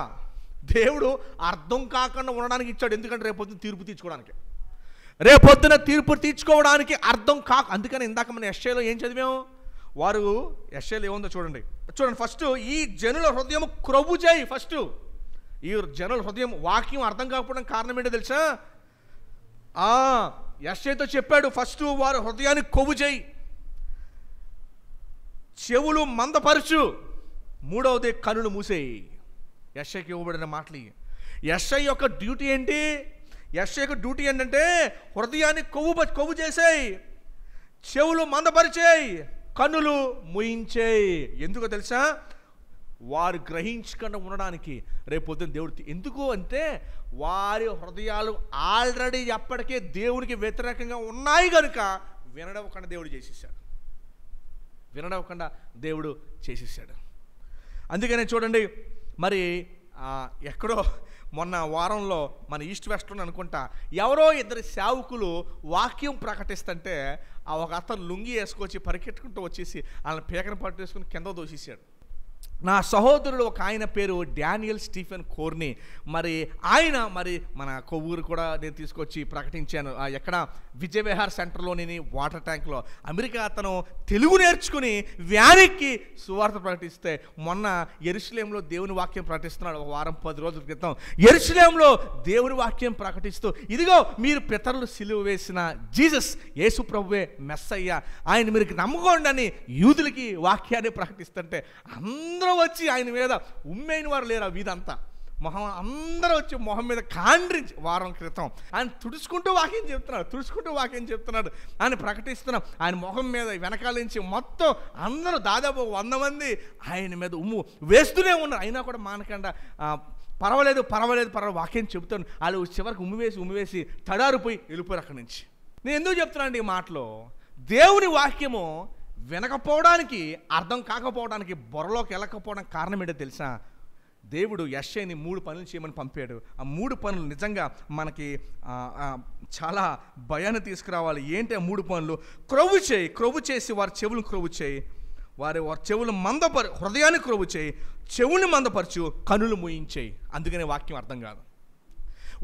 అందుకని ప్రభు అన్నారు, చెవులు కలిగిన వాడు వినుగాక అనే మాట ఎందుకన్నాడు తెలుసా? అందరూ వినలేరంట. అందుకనే మార్కు సువార్తలకు మరలా వద్దాం చూడండి. మార్కు సువార్త 4వ అధ్యాయం 10వ వచనంలో ఏముందో చూడండి. ఇందాక మనం చదివి ఆపేసాము. ఆయన ఒంటరిగా ఉన్నప్పుడు 12 మంది శిష్యులతో కూడా ఆయన చుట్టూ ఉండిన వారు ఆ ఉపమానాన్ని గురించి అడిగారంట. ఏమని అడిగారంట? దీన్ని అర్థం చేయించండి. చెప్పగానే అర్థం కాలే వాళ్ళకి. నాతాను చెప్పినప్పుడు దావీదుకి అర్థమైందా? అర్థం కాలేదు. అదే రీతిగా వీళ్ళకి కూడా అర్థం కాల. యేసు ప్రభు శిష్యులు కూడా అర్థం కాల. ఏమండి ఆయన వచ్చి ఏమడిగారు? వాళ్ళు వచ్చి ఏమడిగారు తెలుసా? యేసు ప్రభు శిష్యులతో పాటు ఉన్నవారు వచ్చి ఏమడిగారు? ఈ ఉపమానానికి అర్థం చెప్పయ్యా అని చెప్పి అడగగానే ఆయన ఏమన్నారు చూడండి. అందుకు ఆయన మాట్లాడింది, వారు అడిగిన ప్రశ్నకు అందుకు ఆయన సమాధానం ఇస్తూ ఏమన్నారు చూడండి. దేవుని రాజ్య మర్మము తెలుసుకొనుట మీకు అనుగ్రహించబడి ఉన్నది.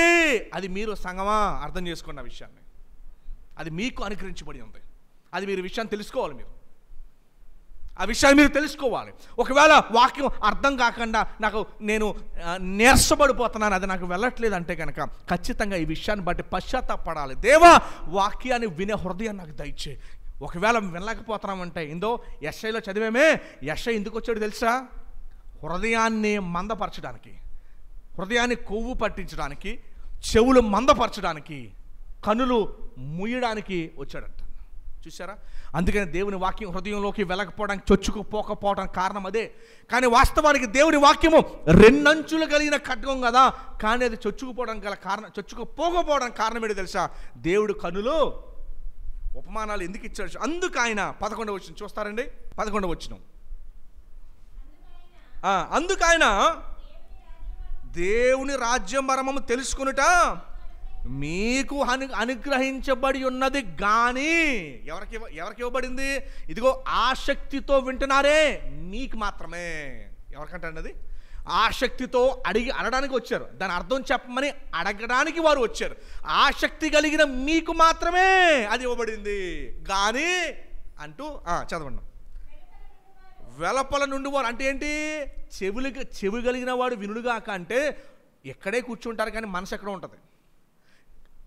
వారు ఇక్కడ ఉన్నారు కానీ ఆత్మ బయట ఉంది కాబట్టి బయట ఉన్నట్టే. శరీరం మాత్రం ఇక్కడ ఉంది కానీ ఆత్మ ఎక్కడుంది? బయట ఉంది. చాలామందికి మరి మందిరంలో మనం కూర్చుంటాం కానీ ఆత్మ బయట ఉంటుంది. ఆత్మ వేరే చోట ఉంటుంది. ఆత్మ వేరే ఊరిలో ఉంటుంది, వేరే వ్యక్తి దగ్గర ఉంటుంది, వేరే మనిషి దగ్గర ఉంటుంది, వేరే చోట ఉంటుంది. ఇక్కడ ఉండదు ఆత్మ. నీ ఆత్మ ఇక్కడ ఉంటేనే ఇక్కడ ఉన్నట్టు నువ్వు. ఏమండి? సొంచేత చదవండి ఏమనుందో. వెలుపట నుండి వారు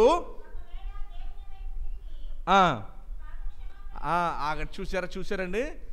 దేవుని ఉపమానం అంటండి, ఆయన ఉపమానాలు చెప్పగానే రాత్రి పూటలు అందరూ గుంపు కట్టుకుని వచ్చేసారు. ఎవరు గుంపు వేసుకుని ఎవరు వచ్చేసారండి?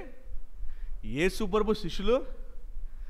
ఉదయం పూట ఆయన చెప్పిన ఉపమానాలు అర్థం కాని వారు అందరూ గుంపు కట్టుకుని వచ్చేసారు. ఎందుకు గుంపు కట్టుకుని వచ్చారు? మాకు దేవుని వాక్యం అర్థం కావాలి అని చెప్పి వచ్చారు. అందుకనే సంఘం కూడా ఎలా ఉండాలి అంటే, మాకు బైబిల్ తెలియాలి, మేము నేర్చుకోవాలి అని ఉండాలి. మీకు అర్థమైందండి? మన దేవుని వాక్యం మాకు తెలియాలి, అది మాకు అర్థం కావాలి. ఎందుకంటే ఈ వాక్యాన్ని దేవుడు మాకు ప్రేమించి ఇచ్చాడు కనుక దేవుని వాక్యం నాకు తెలియాలని ఆసక్తి కలిగిన వారికి మాత్రమే అని చెప్తున్నాడు. ఆసక్తి లేకపోవడానికి గల కారణం ఏంటో తెలుసా? 3 చెప్పాను. దేవుడు యెషయా ఎందుకు పంపించాడు? హృదయాన్ని క్రొవ్వు పట్టించడానికి, చెవులు మందపరచడానికి, కన్నులు ముయ్యటానికి. అందుకనే వాక్యం అర్థం కాకపోవడానికి గల కారణం అదే. ఇప్పుడు మనం అర్థం చేసుకోవాల్సిన విషయం ఏంటంటే, వెలుపట నుండి వారు ఒకవేళ దేవుని వైపు తిరిగి పాప క్షమాపణ పొందేస్తారేమో అని చెప్పి వారు చూచుటకైతే చూచియు కనుగొనక. చూడండి, చాలామంది మందిరంలో కూర్చుని నన్నే చూస్తారు కానీ నన్ను చూడరు. సౌండ్ బాక్సుల్లో నుంచి మాట వెళ్తుంది కానీ వేరేది ఆలోచించుకుంటూ ఉంటారు, వేరే వాళ్ళతో మాట్లాడుకుంటూ ఉంటారు, వేరే సంభాషణ జరుగుతూ ఉంటుంది. ఇక్కడ దేవుడు అదే మాట్లాడుతున్నాడు.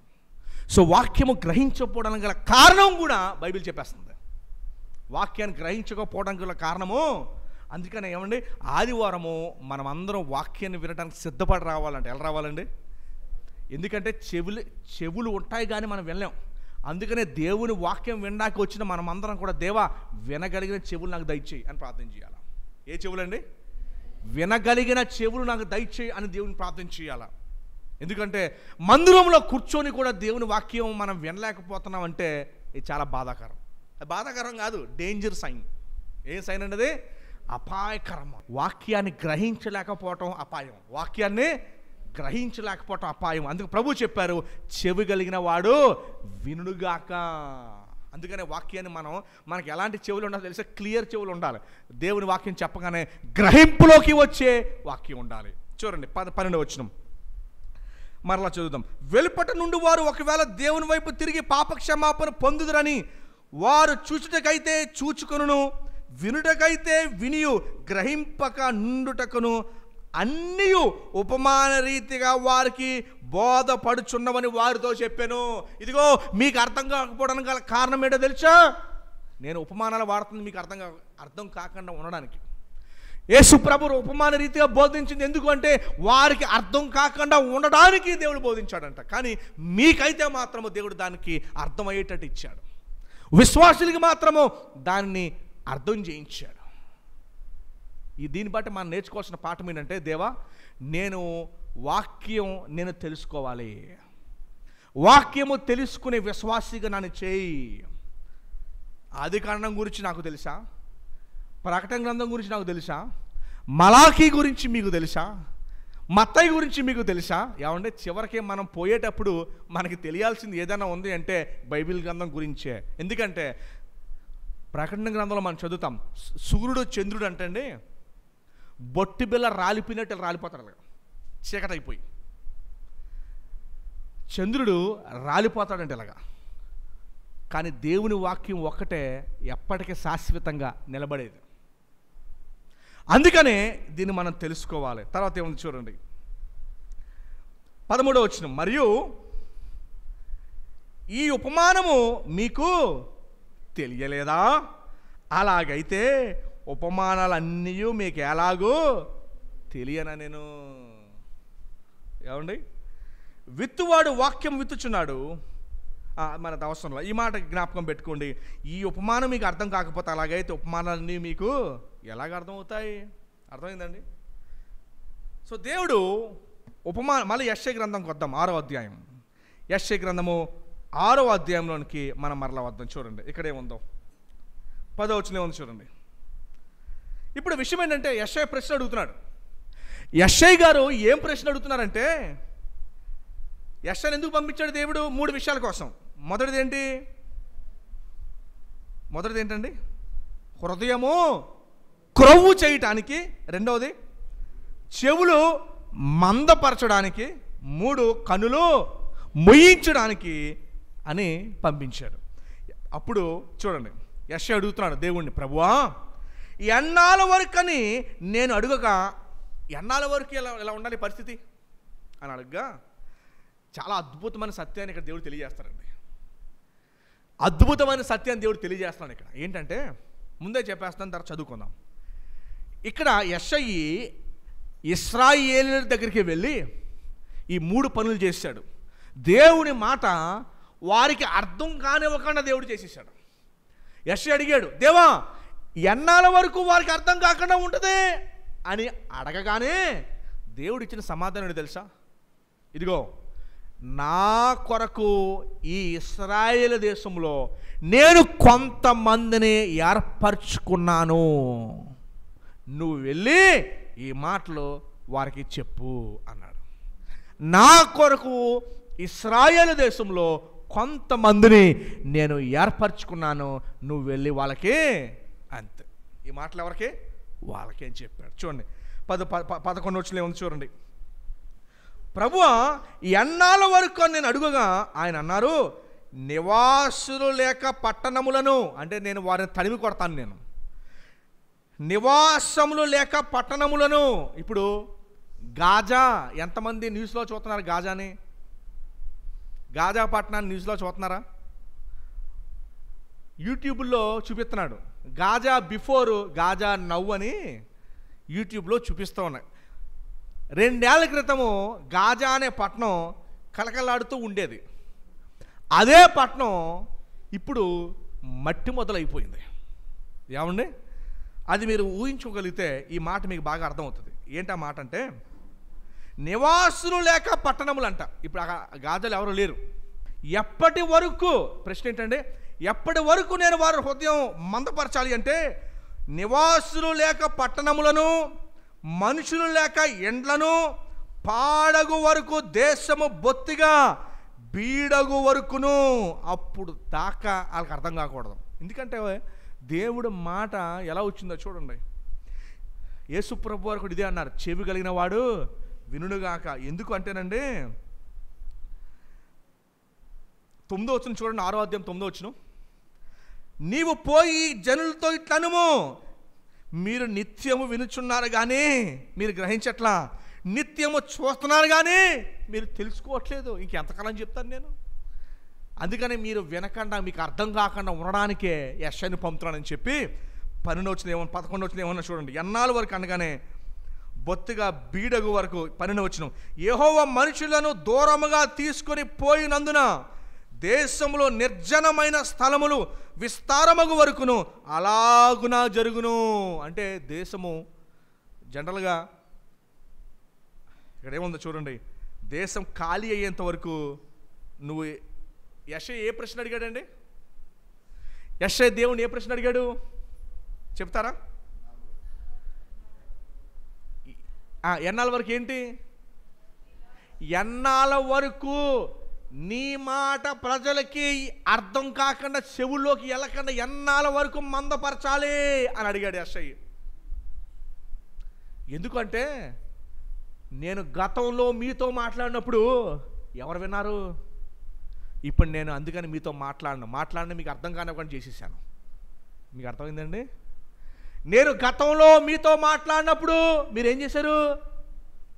6వ వచనంలో ఏమో చూడండి, 9వ వచనంలో, నీవు పోయి జనులతో ఇట్లా అనుము, మీరు నిత్యము వినుచున్నారు కానీ గ్రహింపలా, నిత్యము చూస్తున్నారు కానీ మీకు అర్థం కాల. గతంలో మీరు వినలేదు కనుక ఇప్పుడు నేను మీతో ఇప్పుడు మాట్లాడినా కూడా మీకు అర్థం కానివ్వకుండా దేవుడు చేసేసాడు. ఇంతకంటే దారుణమైన స్థితి ఏముంటుందండి? అందుకని చాలా సందర్భాల్లో మన వాక్యం వింటున్నప్పటికీ కూడా అర్థం కాకపోవడానికి కారణం ఏంటో తెలుసా? ఇదే. మన వాక్యము విన్నప్పటికీ కూడా అర్థం కాకపోవడానికి గల కారణం ఏంటంటే దేవుడు మీ చెవులు మూసేశాడు.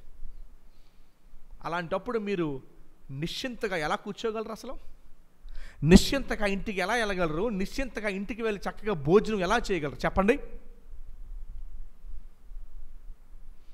దేవా నీ వాక్యము మందిర ఆలయంలో నా చెవుని పడుతున్నప్పటికీ కూడా వినగలిగిన చెవులు నాకు లేవయ్యా, వినగలిగిన చెవులు నాకు లేవయ్యా. కారణం ఏంటంటే ఇదిగో. ఎందుకంటే అండి మానవులుగా మనకు అన్ని విషయాలు అర్థమవుతాయి. అర్థం కాని విషయం అంటే ఏముండదు. లోకంలో అన్ని విషయాలు అర్థమైపోతాయి మనకి. క్రిటికల్ విషయాలు కూడా అర్థమైపోతాయి. ఏ విషయాలు దాయాలో వాటిని దాస్తాం, ఏ విషయాలు చెప్పాలో అవి చెబుతాం, ఏ విషయాలు ఎలా చెప్పాలో కూడా మనకు తెలుసు. అన్ని లోకంలోనే అన్నీ అర్థమవుతాయి, ఇది అర్థం కాదు. కారణం ఏంటో తెలుసా? దేవుడు ఆ విషయాలు ఏం చేశాడు? మరుగున పరిచేశాడు. అర్థమవుతుందండి? ఈరోజు వాక్యం వింటున్న మనం అందరం కూడా ఈ విషయాలు గ్రహించాలి. దేవుని వాక్యం మనకు అర్థం కావట్లేదంటే కారణం దేవుడు ఏం చేశాడు? కనులను మూసేశాడు.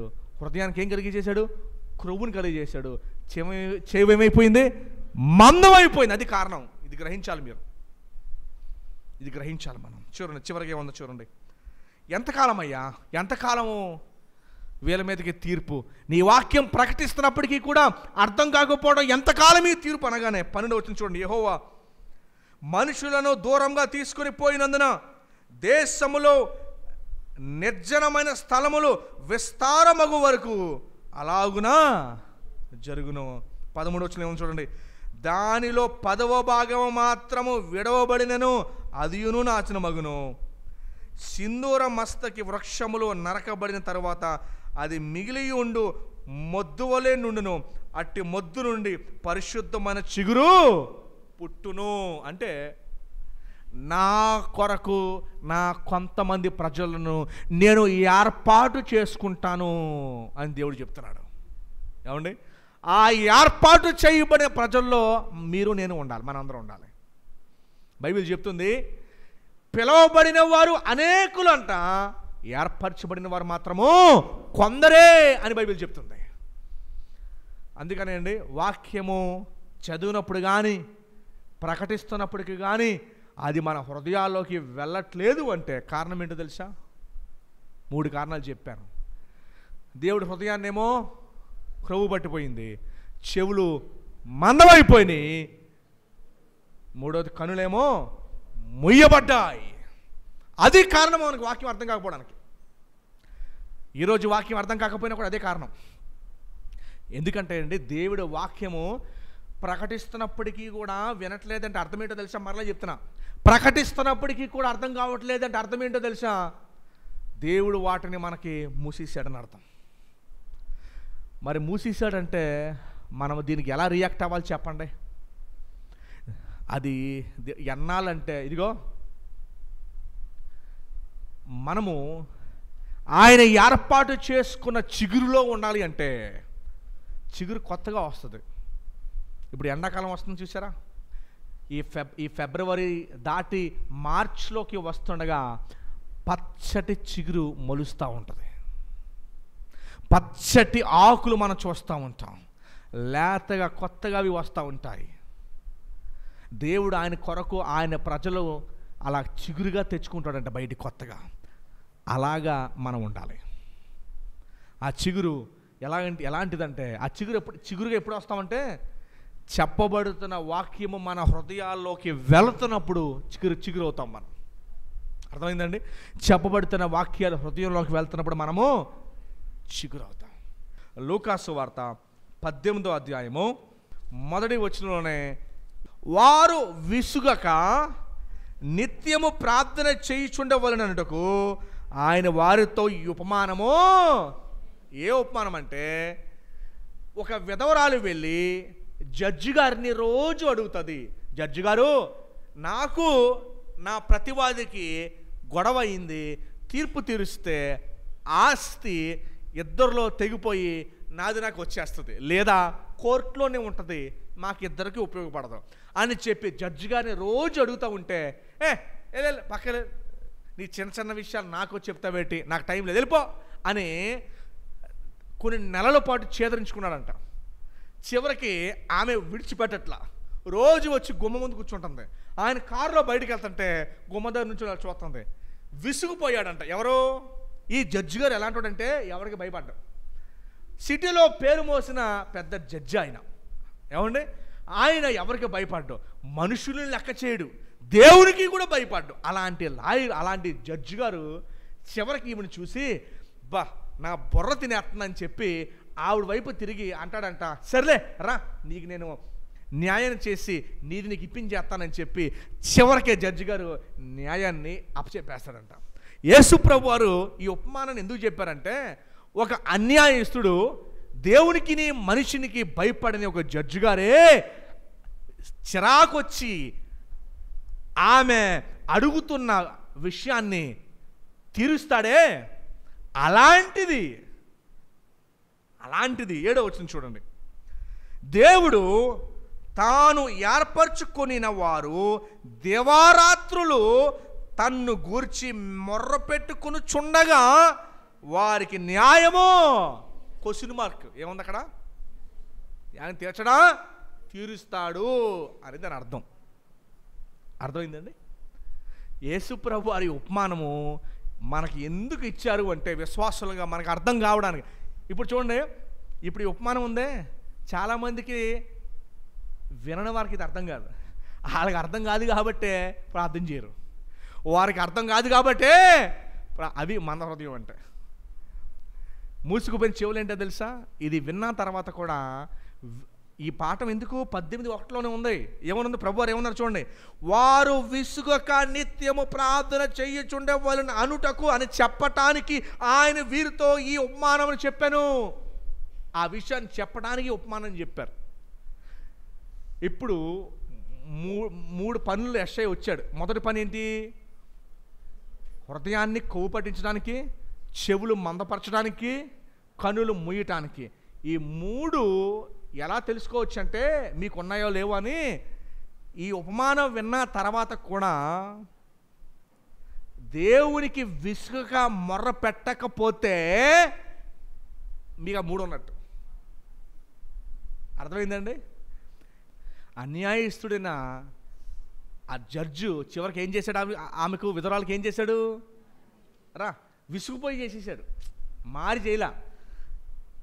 చెయ్యకపోతే ఇక నన్ను వదలదో, రోజు మా ఇంటికి వచ్చి నాకు తలకాయ పొడక తెరవద్దని చెప్పి విసుగుపోయి చేసిన వాడే. అలా ఉన్నప్పుడు దేవుడు తాను ఏర్పరచుకున్న వారి దివారాత్రము తను గూర్చి మొర్రపెట్టుకుని చుండగా వారికి న్యాయమో ఈ ఉపమానాన్ని ఎందుకు చెప్పారు ప్రభువారు? విసుగక నిత్యము ప్రార్థన చేయుచుండవలనని ఈ మాటను చెప్పడానికి ఉపమానం చెప్పాను. ఇప్పుడు ఈ ఉపమానం మీకు అర్థమైంది? అర్థం కాలేదా? నేను మీకు అందరికి అర్థమైంది అనుకుంటున్నాను. నేను అర్థమైతే ఏం చేస్తారు? మరి ఈ మూడు ఉన్నవారికి అర్థం కాలేదనుకోండి, వాళ్ళు ఏం చేయరు? ఎలాంటి ప్రార్థన చేయరు? ఎలాంటి ప్రార్థన? విసుగక ప్రార్థన చేస్తారు వాళ్ళు. ఇప్పటిదాకా మీరు చేయలేదంటే అర్థం ఏంటి? మీకు ఈ మూడు ఉన్నాయి. అది బ్యాటర్. ఏటా మూడు? హృదయానికేమో మంద, ఇంకోటి ఏంటి? కనులకేమో. అర్థమైందండి మీకు? సో అంచేత అది డేంజర్ న్యూస్. అది అప్పుడు మనం వెలుపటి వారం అయిపోతాం. ఏం వారం అయిపోతాం? అయితే మీకు ఇది ఇవ్వబడింది కనుక, ఇప్పుడు మీకు ప్రకటించబడింది. ధన్యులు ఎందుకు అయ్యారంటే మీరు, ఇది మీకు ఇప్పుడు ప్రకటించబడి వివరించబడింది కనుక. ఎందుకంటే యేసుప్రభు వారు కూడా అదే చేశారు. ఆ రాత్రి వారికి దాన్ని వివరించారు కనుక వారు లోపటి వారు అయ్యారు, వారు ధన్యులయ్యారు కనుక వారికి ఏమైంది? అది ఇప్పుడు విన్నవారు మీరు ఏం చేస్తారు? ఈ పాఠం ఒకటే. ఏంటి పాఠం?